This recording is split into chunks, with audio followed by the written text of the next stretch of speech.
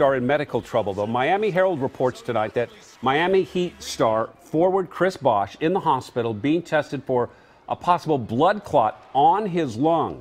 Now, this on the heels of Trailblazers legend Jerome Kersey, who died this week from what the medical examiner said was a blood clot that traveled from his leg up to his lungs after recent surgery. And we wanted to know more about PE. This is pulmonary embolism. It's actually common. Could happen to you. Lisa Balick has been looking into this medical alert. She's live in the newsroom right now. Lisa. And these blood clots are killing hundreds of thousands of people a year, harming others like tennis star Serena Williams. She had one after foot surgery. But it's not just star athletes who get these blood clots. You may be at risk.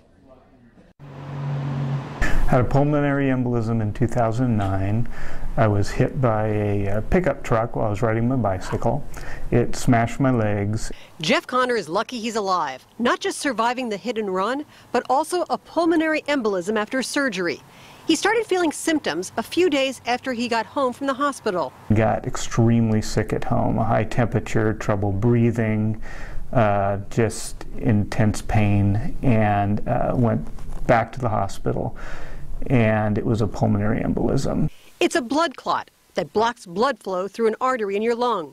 Doctors say the clots often travel to the lungs from your legs and can be deadly. About 300,000 people a year die from pulmonary embolism. That's more than breast cancer and HIV combined a year. Although people over 50 are at higher risk, and anyone after surgery, especially leg surgery, younger people are also in danger, often when we're not moving much. In a long car ride that's over 6 hours, or an airplane ride, if you become dehydrated, if you don't move, if someone is not allowing you to move because of a cast or a brace, those are all things that increase the risk. I wanted to know about possible pulmonary embolism symptoms. Here's what I found out: chest pain, breathing trouble, rapid heart rate, coughing that might produce blood. A leg clot could also show up with redness, pain, or swelling. And Bosh another three. But what about athletes? Why are those who are most active also at risk? Athletes are at risk for blood clots, whether they're young or old, because of the strenuous nature of their exercise activity. So trauma can lead to a blood clot. After 6 months on blood thinners to get rid of the clot, Jeff Connor's back on his bike, taking a deep breath when he heard about Jerome Kersey. I was thinking that I was very lucky because that could have been me.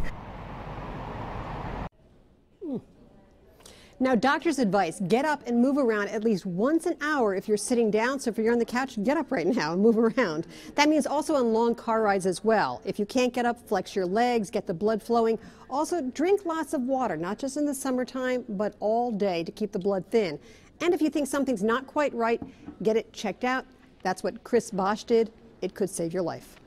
Yeah, that is all great advice. You know, I will do that if we're sitting on the news for a long time. I'll get up and kind of walk around during weather and he does kind of look over in the weather center, see what's going on, and come back. But I do that because I don't. I'm going to do it now too. Yeah. Talking to Lisa.